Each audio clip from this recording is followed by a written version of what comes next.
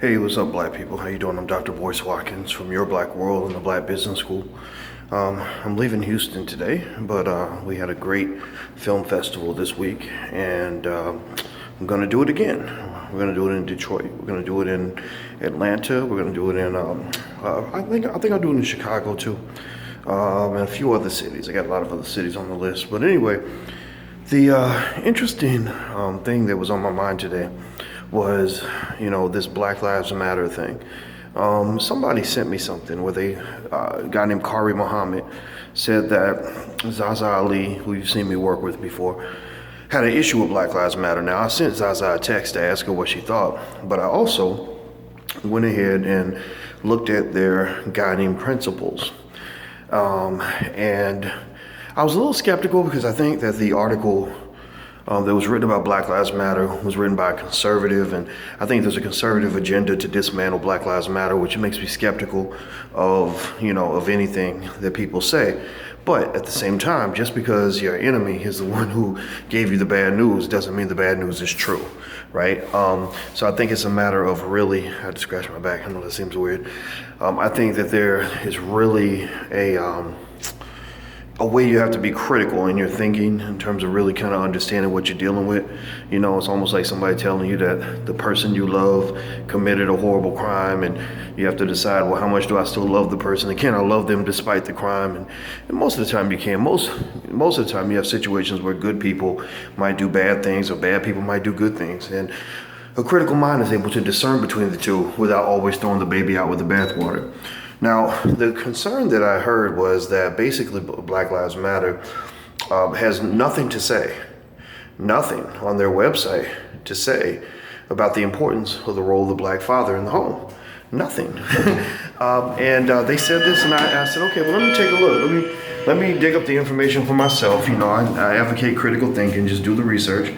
And I went through their guiding principles, and I saw a mention of the LGBT issue. I saw LGBT twice in their list of issues. That right there is a telltale sign that something's being run kind of by white liberals, because white liberals are real big on feminism and LGBT stuff. Not that those are bad things. I think most of us can agree that, that the LGBT community should be treated fairly, that women should be treated fairly to men, etc. But what has happened, and unfortunately in the liberal space, is that in many cases, black men are kind of just sort of tossed under the bus. Black men are kind of like these afterthoughts. Black fathers are seen as these enemies, like we are against patriarchy. What does that mean? What are you talking about, right? And so it doesn't mean that there aren't issues. I've had a lot of issues with some sexism I've seen in the conscious community, for example, which I respect. But I say, look, y'all gotta respect women. Y'all gotta respect the voices of women. That's why I support women like Zaza Ali, Norma Langam, Mushali Moses, etc., Shaquita Graham, Cynthia G, whoever it is, because I believe women should have a voice. And a lot of y'all dudes don't want to do that. I think that's wrong. But anyway, going back to the issue, I was going down the list and I saw LGBT twice. I saw women's issues. I saw some weird, very ambiguous way of describing the black family, almost like saying we're going to throw away Western norms of what a family is supposed to look like.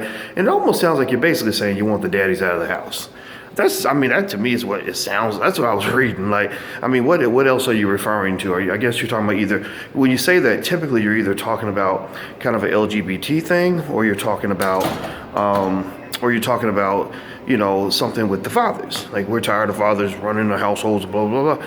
Well, I'm reading more and more, and I'm looking down the list, and I see nothing about black men or fathers anywhere.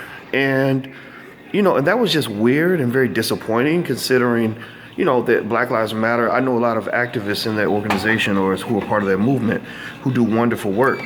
And I always believe that they do wonderful work. But, you can't get away from this, very public knowledge that George Soros, the white billionaire, is the one who's funding all of this. And I would just tell you, I'm like Dr. King and other people who've said, you got to watch out for these white liberals. Malcolm used to say that too. These white liberals, what they do is they support you. They become your political pimps. they support you, and then they sort of expect undying loyalty from you. They expect you to become assimilated to their line of thinking.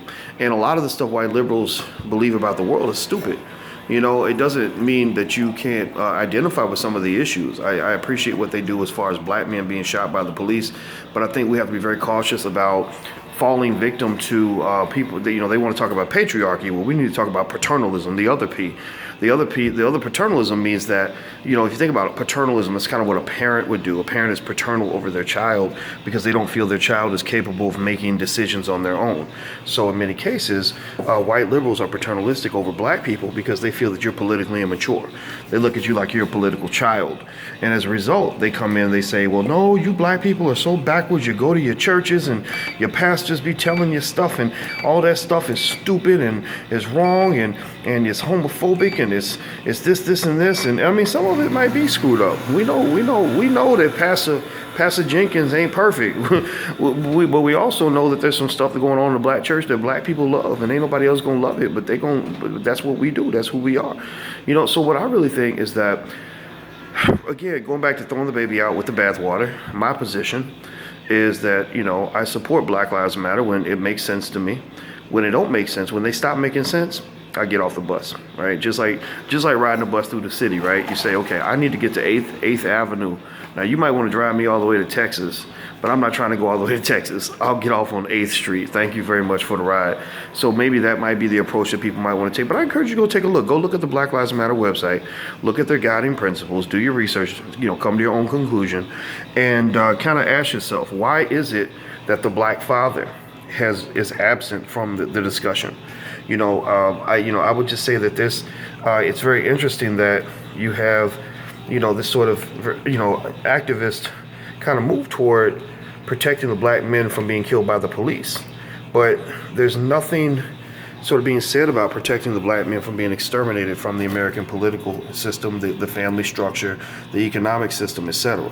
There's not much conversation about that. So what point is it to keep a black man alive, you know, after he, you know, by protecting him from being shot by the cops, if you're going to ruin his life by taking away his children, taking away his family, taking away his dignity, taking away his economic opportunity, taking away all of those things? You got to think about that. So quality of life matters.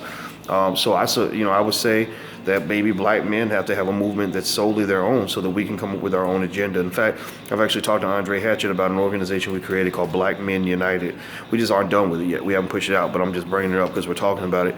But I really think that black men have to be the guiding factor in terms of our movement, for us, by us. I appreciate what Black Lives Matter has done, but, you know, when I see stuff like this, I'm kind of like, you know what? Next time there's a shooting and y'all out there protesting, I'm going to support you. But I cannot, in good conscience, advocate for all the principles that I'm seeing, in the sense that I think you need to change some of that. You need to get black men in there. You need black fathers in there, and you need to stop putting restrictions on what a black father is supposed to look like. That's your number one problem, right? You have sort of this very open space that says, you know, mothers can be whatever they want. Meaning, if I want to do it all by myself, I can do that. But all the data shows that children are not better off when they don't have their fathers around. The data shows it. Don't ask me. Go look up any measure of quality of life. Look at any measure of economic outcome. Look at any measure of incarceration, death, all these things. When these black men get shot by the cops, in a lot of cases, some of these brothers, might have had a different outcome if their father had been around. So we can't sort of claim that, oh, that's just a conservative argument. That's just those racist conservatives trying to throw shade on our single parent household. No, it's not. It's the truth. You know, if without my daddy, I ain't shit. I'll become a whole different man without my daddy. Before my daddy came into my life, and I don't really tell that many people this, my daddy told me this. Before he came into my life when I was 3, my sperm donor disappeared for whatever reason. Before he came into my life when I was 3, he said that when he took me to the bathroom, I used to say, I'm gonna pull my panties down. And I peed on the toilet like a girl. Why? Well, it was because my mother was a young teenage mother, and she didn't really know how to raise a man. She just knew how to raise me to do what she did. So I did what my mother did. So I'm a man. I'm a heterosexual man. I am who I am. But I don't know what kind of man I would have been if I had not had a male influence. My father taught me a lot about the strength of manhood, and you need testosterone in the house to balance out the estrogen. You need to stop creating a world where you really think that a boy does not need a father or a man to teach him how to be a man. But yet we will say in a minute that a girl needs a woman to teach her how to be a woman. You're not going, I'm not trying to run around here and say, oh, well, as a heterosexual man, I could teach my daughters to be women. No, I can't. I can't. I can teach them a male perspective, which is valuable, but I can't teach them how to be women. I don't know how to use a tampon. I don't know the subtleties of womanhood. I don't know the little thing. Like, I don't understand why a girl can walk in a room full of other women and suddenly have all the women in the room mad at her for no reason that all that goes over my head. I don't get any of that. I don't understand why a woman might feel compelled to go get her hair done every week. That doesn't make sense to me. I don't even have hair. So long story short, we need to get over this nonsense that is being taught to us by liberals that is going to destroy our families. I think that people can have whatever family structure they want. Believe me, no matter what I say, kids are still going to be born and raised without a father in the house, and that's fine. It is what they do. I'm not going to stop it. I can't stop it. I think only 34%, a third of all kids even get to have a father. I asked one of the little girls I mentor, I said, how many of your friends actually have a father at home? And she couldn't think of anybody. So that's kind of what mass incarceration has done. That's what white people have done. That's what liberals have signed on. You think about this, Bill Clinton, your favorite, the husband of that Hillary that you love so much, was largely responsible for the incarceration of a lot of these men, which took these fathers out of the home, which destroyed a lot of these families, which led to a lot of these sons growing up getting shot down the street, which led to a lot of these dudes getting into the dope game or whatever because they feel like they're the man of the house because there ain't no man in the house, and they got to find a way to provide for the single mother who can't afford to pay the bills. Why? Well, because black women have the lowest median net income and net worth of any demographic in the country. Single black mothers are in the most economically devastating position of anybody in this country. So stop letting people tell you that black fathers don't matter. We need a new movement. Black fathers matter. Black dads matter. Maybe black marriage matters. Again, I'm not telling people they have to get married, but I think it's kind of weird when you sort of start off without even thinking that this might be something you might want to do, without even thinking that your goal is to keep the father in the house, while thinking that somehow your goal is to just use him up and then spit him out and then sort of do it all by yourself and then complain about how hard it is to do it all by yourself. Doesn't make any sense to me. So again, no shade on single moms. I know a lot of single moms who do things to the best of their ability, but let's get the fathers back in the equation. In fact, fathers, fight your way into the equation. Fight your way into the conversation. Fight your way into the political and economic system. Fight your way into the household. Fight your way in this situation. That's where manhood comes in. I'm sorry. I do believe that part of manhood means fighting your way into the things that matter to you, because these white liberals are never going to invite you back into the house. That's why they created the welfare state. The Democrats support this. They want you. They want you dependent upon them. They never want you to be strong. They never want you to be economically independent. They never want you to have any form of intellectual, political, or economic sovereignty. They want you to be their bitch. Period. That's what they want. I'm not going to be your bitch. I'm a man. Period. All right, guys, I'm about to get out of here.